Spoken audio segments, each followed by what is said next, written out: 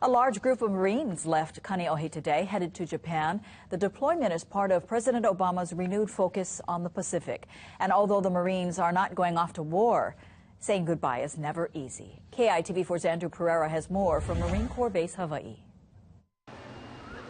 Among a lethal force of 200 Marines, Danielle Hillis shares a delicate moment with her husband and their new baby daughter, just 3 weeks old. I'm a wreck now, just trying to keep my head up for her.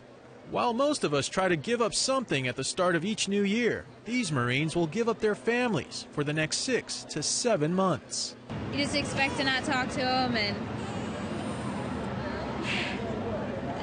I'm really proud of her.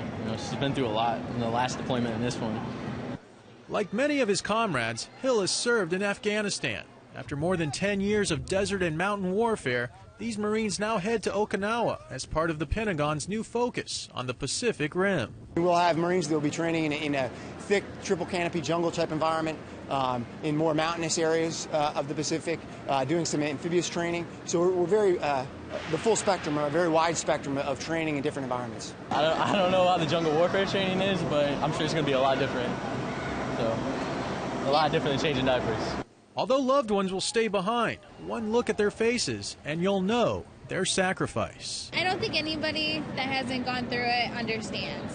Like, you essentially have to go through it to understand what a family in the military goes through. Perhaps all that can be said is thank you. She does a good job. She's a good mom and a good wife. So, thank you. You're welcome. Now, a total of about 700 Kaneohe Marines will deploy to about a half dozen Pacific Rim nations as part of the unit deployment program.